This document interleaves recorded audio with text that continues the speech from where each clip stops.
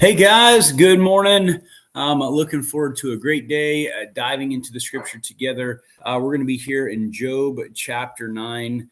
We can see that so far there has been this conversation back and forth, and a lot of powerful truths that are spoken of in the book of Job, which is great because this is probably the earliest book that we have, our earliest recording of God interacting with man's trouble, his strife, the difficulties, all those sorts of things.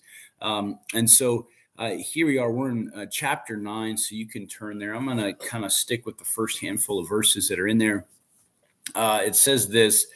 Then Job answered and said, "Truly, I know it is so. But how can a man be righteous before God?" And what was the problem is that all of the friends were calling him out at this particular point in time, making it very clear that it's got to be him. It's got to be his sin. It's got to be his problem that's going to be the issue at hand. And so, it's like, how can any man be righteous then? How is it possible that this isn't happening to every single other person? He's got some pretty good logic. If this is kind of a sense of punishment because of his disobedience, then why does this happen to everyone? Because Job also knows how he's been living his life.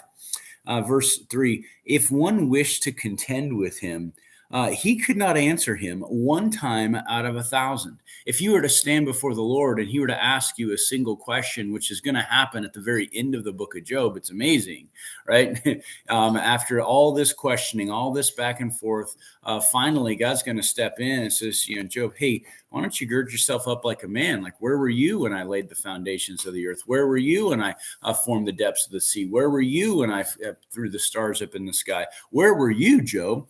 We can't answer. If we're going to stand before the Lord, he's going to have every capacity to be able to put everything before us. If we think we're going to contend with God, we've lost our mind. But the reality of it is that that's not really what God has demanded. And the blessing for us is that he's given us Jesus Christ, that no longer are we contending with God, but rather we get to work in relationship with God because he's opened the door through Jesus Christ.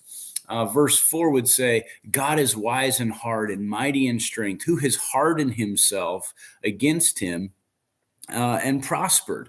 If our heart begins to get hard against the Lord, who actually is able to experience the prospering?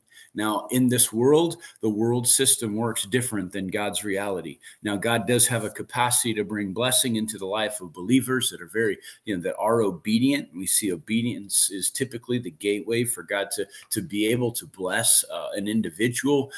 However, many times the world system works in such a way that you can be as brutal as a man could ever imagine and still prosper in this world, but you're going to be dead, absolutely dead spiritually, and leave a wake behind you. He says, he removes the mountains and they do not know. When he overturns them in his anger, he shakes the earth out of its place and his pillars tremble. He commands the sun and it does not rise. He seals off the stars. He alone spreads out the heavens and treads on the waves of the sea. He made the bear, Orion, Pleiades, and the chambers of the south. He does great things past finding out. Yes, wonders without number. If he goes by me, I do not see him. If he moves past, I do not perceive him. If he takes away, who can hinder him? Who can say to him, what are you doing? The biggest thing is that he's realizing God is over all things, that he is sovereign over everything that's there, that he has a capacity to bring the sun up. He has a capacity to stop it if he chose to. He hung every single star that we see in the sky. It's interesting. People will dive deep into astrology and all those sorts of things. But the very earliest mention, while they understood the stars at this particular time had some form to them, they still looked at the one who created them rather than the stars themselves. That is such a cool thing as we get to see that. But the bottom line is that he's past finding out. And so where are you at in your life right now? What's going on in your situation? We may never have answers for some of the most difficult seasons and situations of life. We may never know why is it that God chose to bless us in this season, and then the next season was more difficult, even as we feel like we've continued to stay faithful and obedient.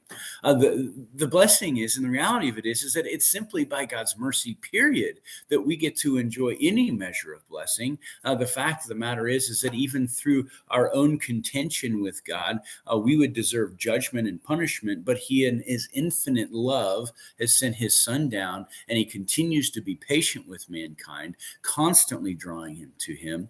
And at the end of the day, right, we have no capacity, right, to stand before Him, but He chooses to do as He pleases in a way that truly is going to allow the most people to experience the power of God in their life. And it may just mean that at some point in time you go through incredible hardship. Well, why? Well, because that was the most expedient way for just one more person to be transformed by Jesus Christ. That it just happens to be the only way that God might be able to grab the heart of a man or a woman. Perhaps that person is even you. And so I encourage you, as you look at your life and you consider the ways, trust that the Lord truly is sovereign in all, that He has a plan and a purpose, that He's working, that He is the righteous and perfect judge, that in the end of the day, we should be thankful and grateful that God has simply had mercy to allow us to exist here on this earth. And now, even more so, He's given us grace through His Son, Jesus Christ, so we might have a true and right and full relationship with Him. So I encourage you, continue to keep your eyes fixed on the Lord. And I love you guys. God bless you all. And we will see you first thing tomorrow morning.